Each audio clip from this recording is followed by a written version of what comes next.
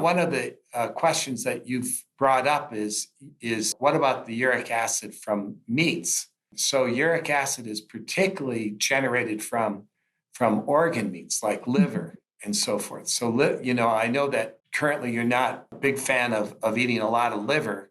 And I agree with you because not only does it contain vitamin A and copper, but it can generate a lot of uric acid. And it also is one of the main organs that concentrates toxins. So any toxin that the animal might have eaten, it's a good chance that some of it could be in the liver. So I think that liver and organ meats are particularly dangerous for precipitating attacks of gout.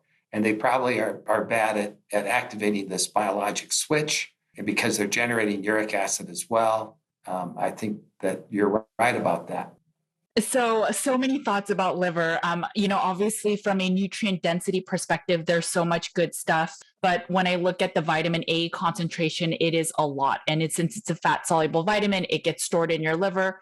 If your liver is not well, because let's say you had fatty liver from non-alcohol reasons, or you're eating too much fructose, all of these are stressors on the liver. And at a certain point, it just may be too much. And then if you think about the purine content, which I didn't realize in the beginning when I was looking at the vitamin A, the copper, and all of these other nutrients, but then the purine content in liver and organ meats is very high. So all of these combined is concerning. And there are people that will say this liver is a filtration system, or, it clears out toxins, but it doesn't actually store toxins.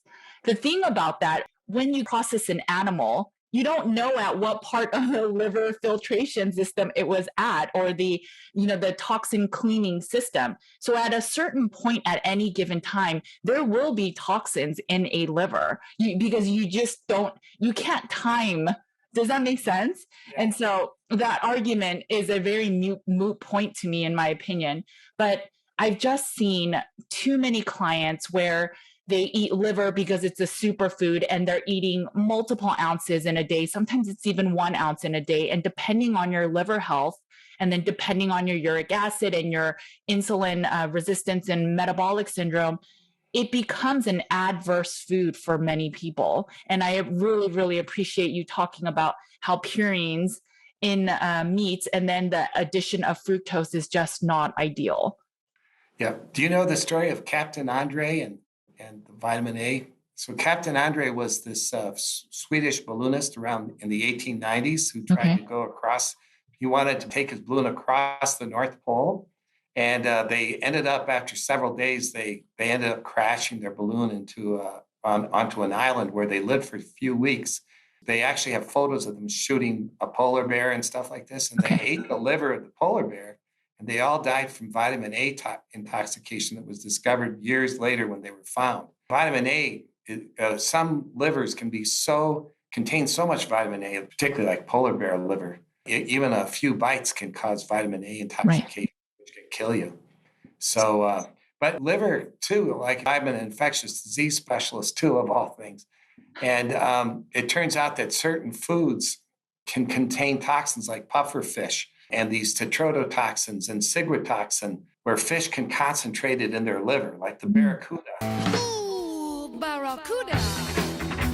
For example, will eat other fish, and then it will concentrate these toxins that these other fish have eaten, and it will really concentrate in the liver, to a lesser extent in the meat too, but mainly the liver. And so I've seen people with ciguatera poisoning, this kind of strange fish. Wow.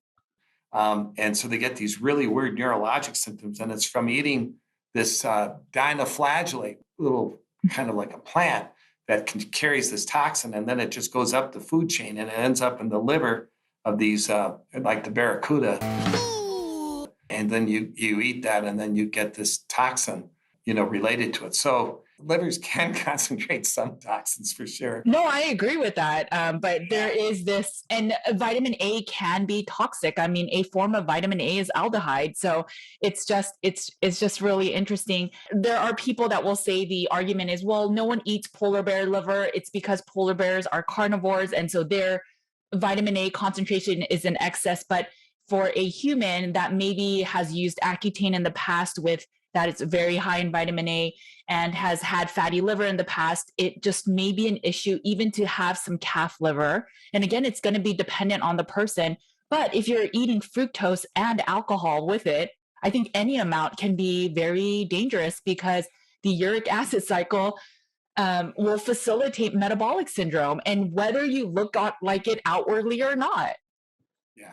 And you're right that vitamin A is much higher like in the polar bear liver than in a regular liver. But you're also right that liver in general will raise uric acid, and we have pretty good evidence that uric acid is involved in driving this switch that leads to the metabolic syndrome and obesity. So I think it's wise to be very careful with how much liver you eat. Ooh, Barracuda.